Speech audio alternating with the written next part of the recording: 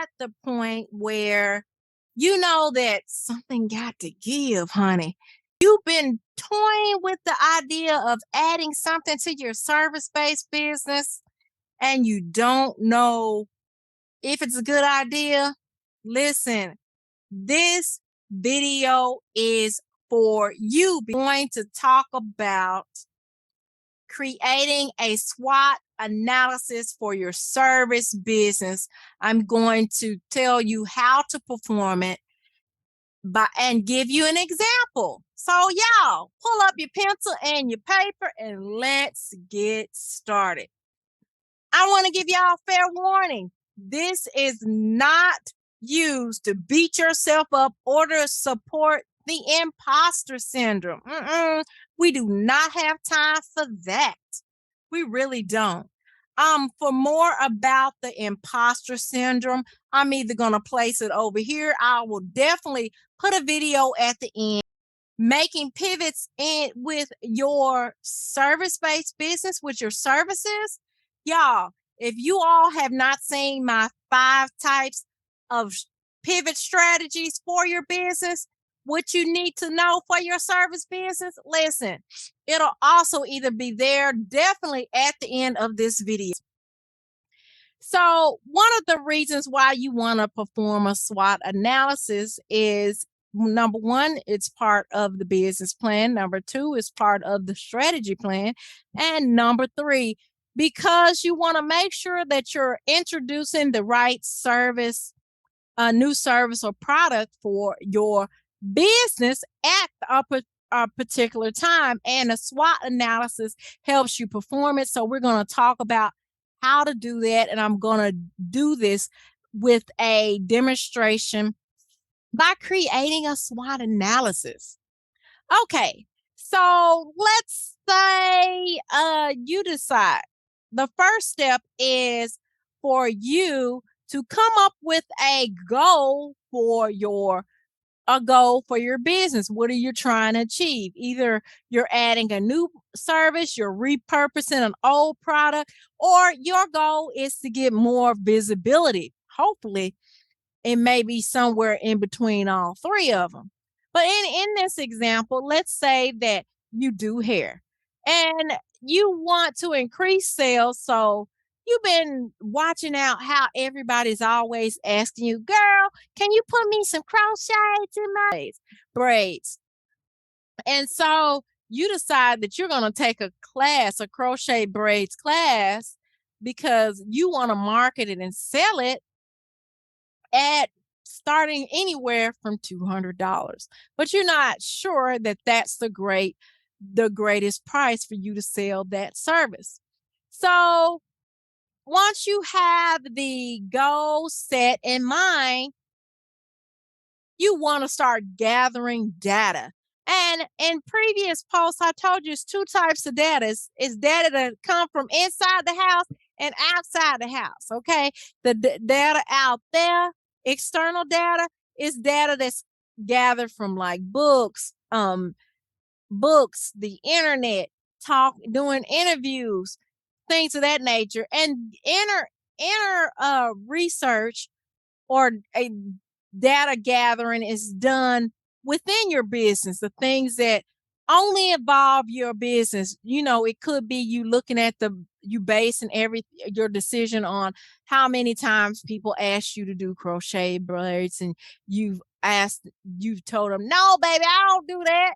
Or, you know, what's available in your market or in your field for you, right? So one way to do that is I want to tell you what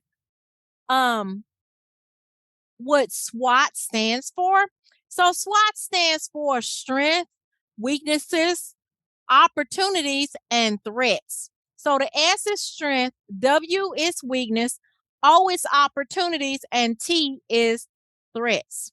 So we got our goal first. Then we're doing all the data gathering. Okay, so one of our strengths is we've been doing hair for 5 years, and we've established a client base And our client base generally pay us anywhere from $50 to $200. And we pretty busy, but we know that we want to make more $200, right? And we know if we get deep down in braids, we may not have to work so hard. All right. And crochets are fast. They're fast. You literally just need a tool and be able to how to braid and know how to do the braid patterns. And guess what? Remember, we said we took a class, baby, on the different types of braids, and we've gotten a lot of practice, which is another strength. So let's look at our weaknesses and stuff, because we got to be honest with ourselves. We're not beating ourselves up, but we want to look at our weaknesses, because our weaknesses help us be prepared when things may come around, right? Because we know no plan is perfect, but we want to be prepared for whatever we can prepare for, or strengthen some areas that we're weak in. So let's say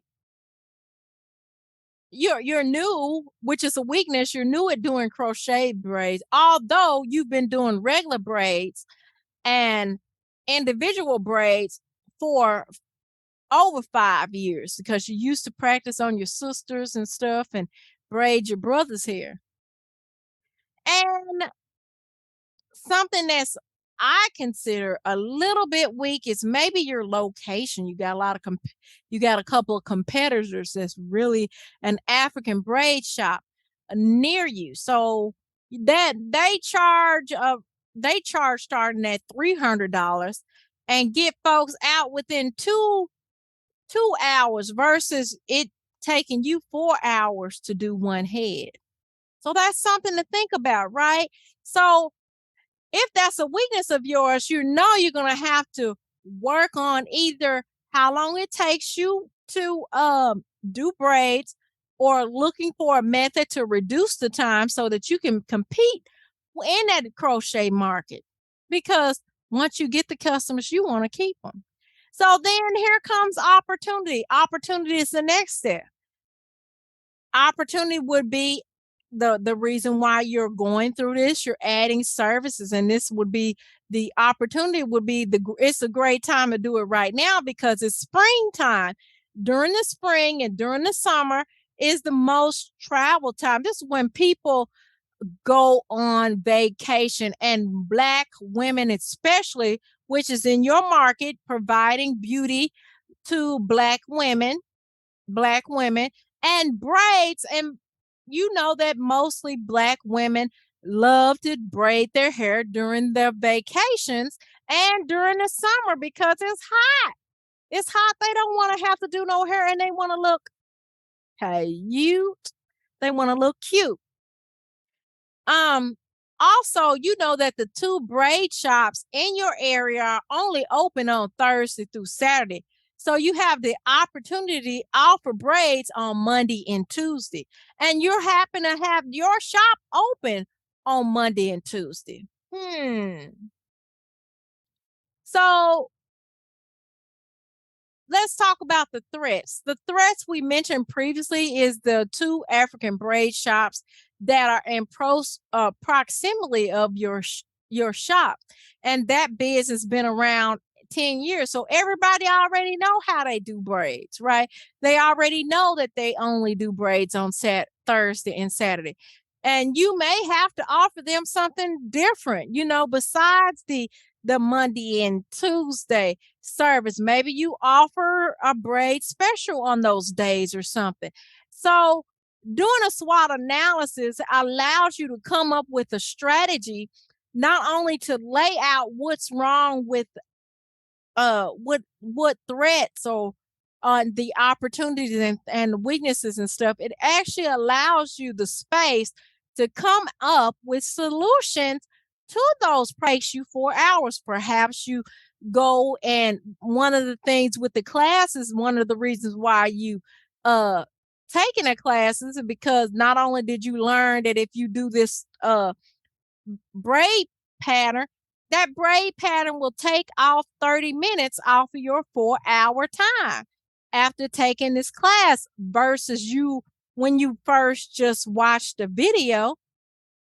So instead of 4 hours, now it takes you 3.5 hours.